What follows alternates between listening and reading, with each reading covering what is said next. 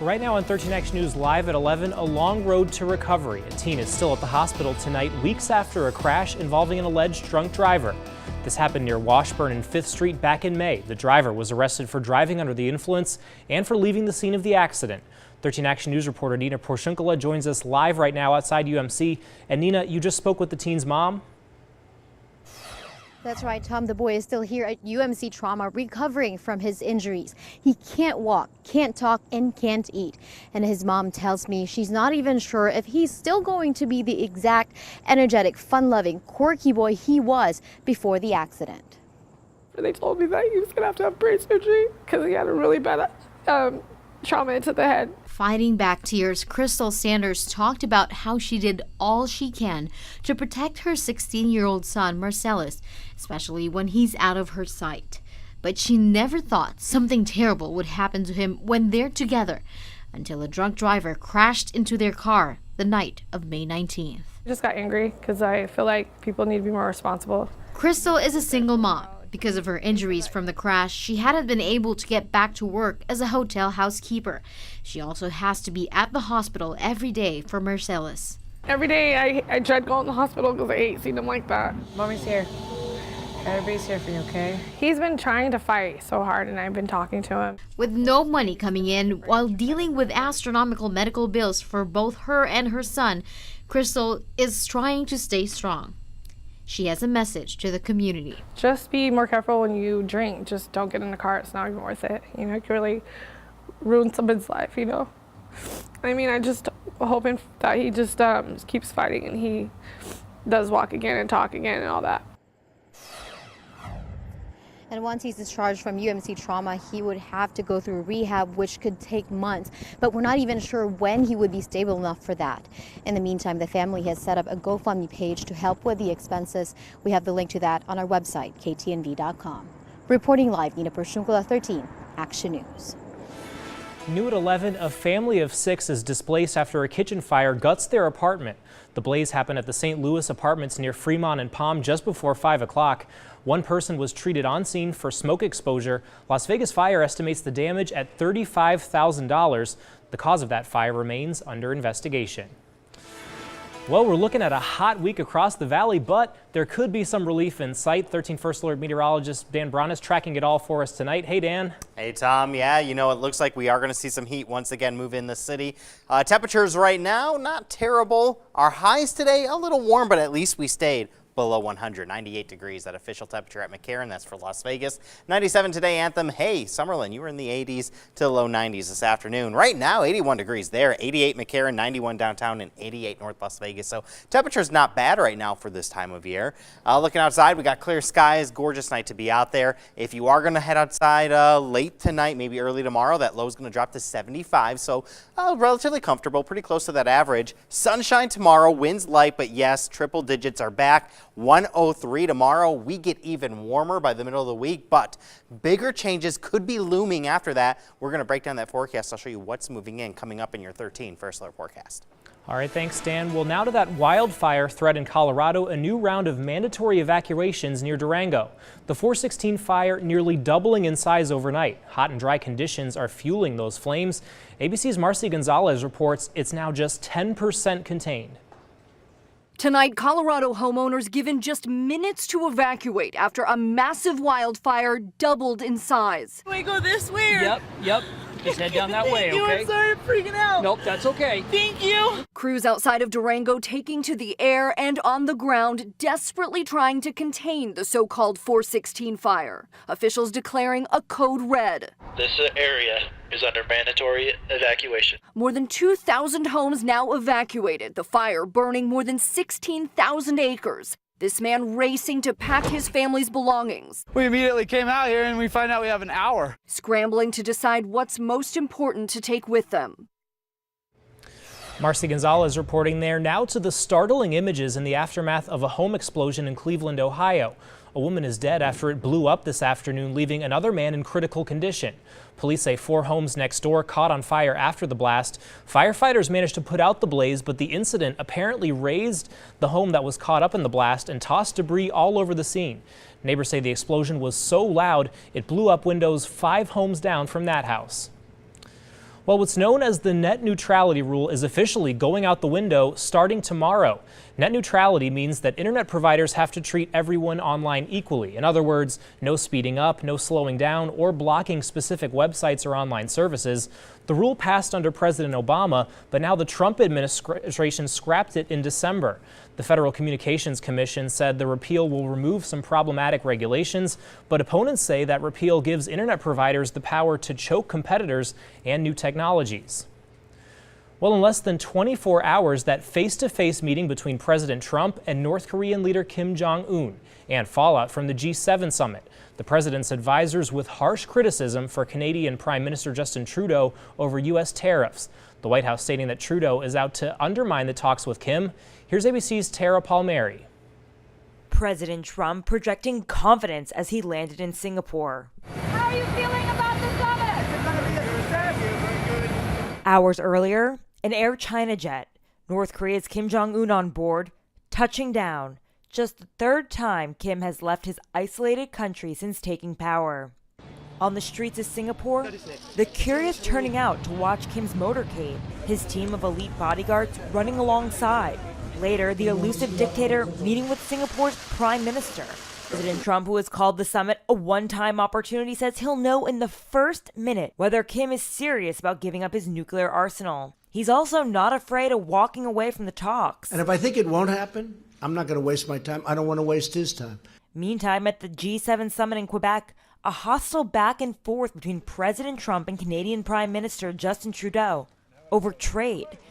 Trump slapping tariffs on aluminum and steel, calling it a matter of national security. Trudeau saying that's insulting. The quarrel escalating, which ultimately led to the president's refusal to sign the G7 communique, a traditional sign of solidarity between allies. There's a special place in hell for any foreign leader that engages in bad faith diplomacy with President Donald J. Trump and then tries to stab him in the back on the way out the door. Trump's advisors accusing Trudeau of undermining the peace talks with Kim. POTUS is not going to let a Canadian prime minister push him around. Kim must not see American weakness. Tara Palmieri, ABC News, Singapore. Turning back home now, new at 11, a Nevada gubernatorial candidate is getting a big endorsement from a former 2016 presidential candidate. This is Hillary Clinton, and I'm calling to ask you to vote this Tuesday for my friend, Chris G. for governor. Chris Giuliani posted the robocall featuring Hillary Clinton to her official Twitter account today. Chris G. faces fellow Clark County Commissioner Steve Sisolak in the Democratic primary. Sisolak, meanwhile, has received endorsements from longtime Nevada Senator Harry Reid and from Congresswoman Dina Titus. And don't forget, primary election day is this Tuesday, June 12th. In addition to the governor's race we just mentioned, voters will also pick candidates in races for the U.S. Senate, the state's 4 U.S. House seats, Attorney General, and several other state and local races. 172 voting centers will be open across Clark County, and you can vote at any of them, regardless of where you live. And of course, count on KTNV to bring you the full coverage and results on Tuesday. Employers are looking to hire veterans and their family members. The Cosmopolitan is hosting a job fair this Wednesday, June 13th at 10 a.m. It'll feature 50 different local employers, several big gaming companies, the cities of Las Vegas and Henderson, and NV Energy all plan to be there. Just make sure you bring a copy of your resume. We're trying to help young adults transform into regular adults. All right, well, the Boulder City Library offering a different kind of learning series starting this Tuesday. It's called Adulting 101, kind of a half joke, but also half serious. It's all part of a story reporter Parker Collins is working on for tomorrow. They're teaching you some stuff you might not have gotten in school, but might help you out in the real world. You'll learn some more about their quirky curriculum during Good Morning Las Vegas tomorrow. Well, some scary moments for a boy drowning in a public swimming pool, all caught on camera. The 2 heroes who quickly took action and came to his rescue. A toxicology report is expected soon in the death of Anthony Bourdain, as many people who saw him in his final days share how they're remembering him. And count on Chopper 13 to bring you breaking news fast and first. We'll be right back. Dramatic images caught on camera in Minnesota. A young boy unconscious at the bottom of a swimming pool as an alert 13-year-old jumps to the rescue. Here's ABC's Ariel Reshef. Tonight, dramatic surveillance video capturing two heroes leaping to action, saving a 12-year-old boy. I felt really scared. A group of kids playing at a Minnesota pool when 13-year-old Cody realizes his friend Evan is missing. I went underwater, and then all of a sudden I see him just laying on the ground. Cody, weighing less than 80 pounds, summoning superhero strength to scoop the unconscious boy from the bottom of the pool. I hold him around the waist, put his head over my shoulder, and I just carried him. Despite her health disability, Desiree Pasco desperately helping Cody pull Evan out of the water. Her CPR training instantly kicking in. Then, a sign of life. Watching a child go from totally blue to a little tiny bit of pink is a rewarding feeling. Evan now fully recovered and full of gratitude. Without Cody and Des, I wouldn't be alive. Ariel Reshef reporting there. While Evan is a good swimmer, he disappeared underwater without a sound. A reminder that when someone is drowning, they may not be able to splash or call for help. Guatemalan and international rescuers are still working with locals to search for survivors from last week's Fuego volcano eruption. The death toll has jumped to 110. Survivors are hoping to recover the bodies of family members and friends. Nearly 200 people are still missing as that volcano continues to spew ash and smoke over nearby towns. Well, a far-reaching legacy for a man who spent his life eating and drinking well. The world still shocked following the sudden death of Anthony Bourdain. ABC's Chuck Sivertson shares a message for those who suffer from depression and those who love them. 2 days after celebrity chef Anthony Bourdain took his life, French police say there's no evidence of foul play, ruling out any suspicious activity and saying toxicology tests are being done as those who saw him in his final days come forward. The New York Times reporting Bourdain skipped dinner and did not show up for breakfast the next morning, ultimately leading to the discovery of his body. His mother, Gladys Bourdain, also telling the Times his close friend told her he had been in a dark mood these past couple of days. Yet the sommelier in the restaurant where Bourdain had just filmed said he appeared happy. Everything was fine. Everything was working great. One of the most recognized TV personalities in the world, he was the host of shows No Reservations and Parts Unknown, creating a food and travel empire. Fellow travelers, this is what you want. In New York, crowds gathered outside the former location of Bourdain's acclaimed restaurant. He was very honest and equal the way he treated everyone. He didn't privilege any ethnicity or peoples. It was just pure appreciation of life, living and eating well. For a man who lived life larger than the portions on his plate, there were red flags putting himself out there when he shared a conversation with a therapist in 2016 on Parts Unknown. Suddenly I'm super depressed for days. It's like that with the good stuff, too. Just this week, CNN airing a 2014 broadcast, Bourdain savoring his supper, adding a prescient sentiment at meal's end. I will never eat like this again in my life. Chef, merci. J'étais très heureux de vous recevoir. The meal of my life. Chuck Sivertson, ABC News, New York. Actor Vince Vaughn was arrested in California for driving under the influence early this morning. Vaughn was stopped at a DUI checkpoint in Hermosa Beach near Los Angeles. Police say he was also charged with delaying or obstructing officers. A male who was in the car with Vaughn was also arrested. And in West Hollywood, people were turned away at the Pride Festival because it reached capacity. People waiting in line with their tickets were told to leave and call the city's website to get a refund. Officials say several people started to become unruly and some reportedly threw rocks. Deputies put on full tactical gear to help deal with the crowd. Several Valley art programs will soon be getting a boost, and it's all thanks to Saturday's Intergalactic Art Car Festival that was held downtown. More than $20,000 was raised by the event that was hosted by Lyft. Several vehicles dressed up for a big drive down the strip. The money will go to local art programs through the First Friday Foundation. Now, 13 First Alert weather. And good evening, everyone. I'm 13 First Alert meteorologist Amber Honest. We have two storms right now in the Pacific. The first one, Alita, this one blew up to a Category 4 storm just a few days ago. Well, now a very weak tropical storm with 45-mile-per-hour winds. That one no effect to land. Bud, this one's blowing up too. It's a Category 2 storm now. That's the latest. Winds at 100 miles per hour. So a relatively strong storm. This one is going to move up the coast, possibly hitting Category 3 strength. By Thursday, it looks like it's going to hit Cabo San Lucas right on as a weak Category 1 storm or a strong tropical storm.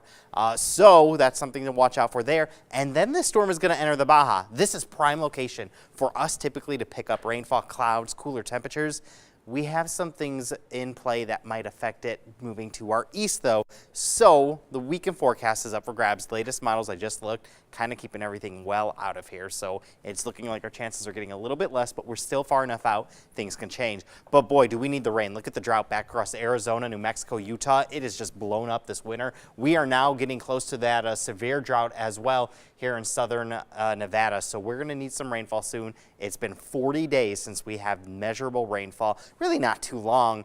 They need it more so in Arizona. Phoenix has now gone about 80 days. They are so far less than where they should be. Well, we're pretty close to average for the year. Temperatures right now, not too bad. 88 degrees, dry weather out there, 81 Boulder City. Clear skies expected tonight.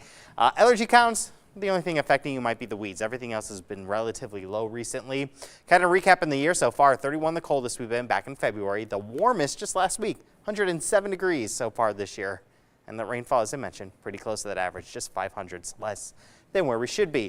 107 though, got a couple of those in the forecast, so we're going to have a relatively warm week here. Tomorrow, pretty close, 103, that forecast high for Las Vegas. It's going to be warm. Look at Death Valley, 113 tomorrow, 108 down in Laughlin, at least around the city. We got one temperature below 100, Summerlin, 98 degrees. 102 North Las Vegas, 101 in Anthem. Averages this time of year, 74, 98. The overnight low, pretty close to that. We're going to be above that number, that 98, over the next several days. Records already hitting 116. Luckily, we don't have anything like that, but we're going to see temperatures well above average by Tuesday, Wednesday, even into Thursday. But then possibly with Bud trying to affect us by next weekend, we could be cooler than average. This is something we'll be watching. There'll be a storm system moving in from the north as well, so that's why I think temperatures are going to be cooler anyway. If that storm system moves in, cooler temperatures. If it doesn't, Bud will move in. So either way, I think temperatures will be cool. There you go, 96 degrees Saturday, 95 on Sunday. This is all determined by what Bud is going to do. So really, these 3 days, yes, you want to see the weekend.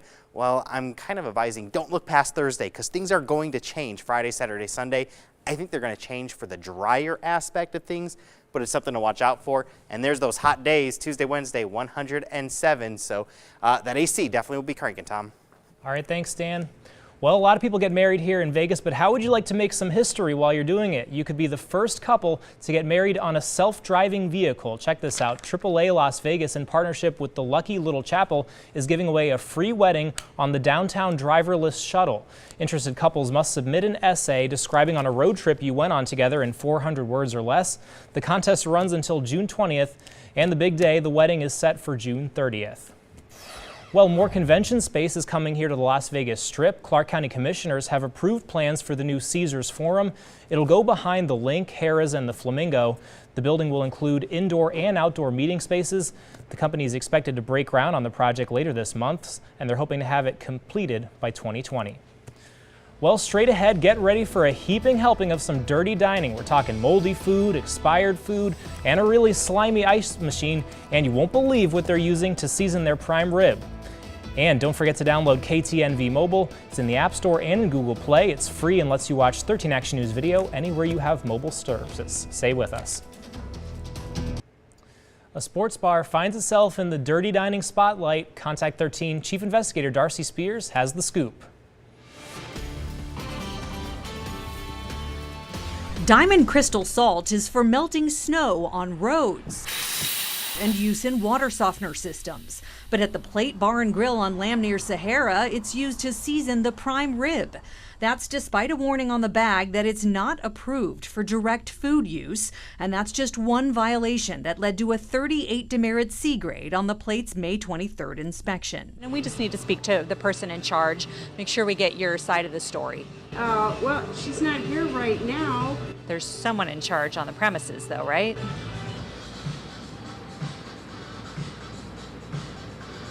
Let me go back and see if my boss is here. Okay. I don't know. He's in and out all the time. Okay. All right. The bar's A grade from July 2017 is easy to see. The restaurant's C grade is obscured behind a horseshoe wall decoration. That C came after inspectors found flies in the kitchen, a large container of moldy grapes, expired milk and whipping cream, and this excessively soiled ice machine. So much mold that it was immediately taken out of service for deep cleaning. Kitchen equipment and floors were dirty with heavy grease and old food debris. Deli meat was not date labeled, and the person in charge did not know how old it was. And all this sour cream, ranch, and salsa had to be thrown out due to unsafe temperatures. So there's really just nobody here that can comment at all on the inspection? They're in and out all the darn time, so it's really hard to say when you can get a hold of them. The owner did call back, but did not want to go on camera. He said part of the problem was a new health inspector who took issue with the kind of refrigerators they'd been using. He admitted the road salt was their mistake, but said they used it for food seasoning all the time in Wisconsin. And he said he'd need to talk to his kitchen staff about the rest of the violations. Darcy Spears reporting there. Well, there are plenty of job openings around the valley, and we're working with Nevada Job Connect to make sure you know about them. There's an opening for a transportation engineer with at least a year of experience. Also, an opening for a food and beverage supervisor. Pay is $14 an hour. And an opening for a material handler with warehouse experience. Pay is $12 an hour. For more information on these jobs and other openings around the valley, just head on over to ktnv.com/jobs. Well, a valley man and his dog get separated during a hike on Mount Charleston. The two are reunited days later thanks to the help of complete strangers on social media. We'll be right back. Here's one that'll make you smile. An unlikely reunion between a dog and her owner. The pair got separated on Mount Charleston. The dog was lost for 5 days. 13 Action News reporter Gina Lazara tells us how the two got separated and shows us the moment when they were reconnected, all thanks to social media. Kona, you made it! The chances of this emotional reunion happening between Ricky Brannon and his dog Kona seemed more and more unlikely each day that passed by. The thing that honestly worried me the most is the temperature was going up. Ricky and Kona were just doing what they love to do, hiking up on Mount Charleston. Kona stepped away at one point to check out a squirrel. She kind of went over an edge of something, and I kind of heard the rocks kind of go, and so I got up, kind of trotted over there, and I saw there was probably an 80-degree embankment that she had gone down. Ricky immediately lost sight of Kona. He searched for her for hours. Was she alive? Was she injured? Was she just lost? Frustration and sadness, but no, she's gonna be okay. She's a dog. She's got the instinct. She'll be fine. That's when the power of social media came into play. Ricky created a Facebook group called Bring Kona Home. His initial post about Kona's disappearance on Mount Charleston was shared more than 14,000 times. The Facebook community went just absolutely berserk about it. It was incredible. Good Samaritans took turns hiking different areas of the mountain. Complete strangers helping Ricky any way that they could. And it all paid off when a woman recognized Kona from social media. On day 5, Kona got to go home. I just immediately sat up in bed. What? She's like, yeah, you're searching for Kona, right? And I was like, yeah. It's like, yeah, we have your dog. Giving hope to anyone out there who may have a lost dog. I wish I could give everybody a hug. I wish I could buy everybody a beer. Gina Lazara, 13 Action News. A real life Homeward Bound. Love that story. All right, we'll be right back, but right now here's a live look out at the valley. You're watching 13 Action News, where we bring you breaking news fast and first. Stay with us.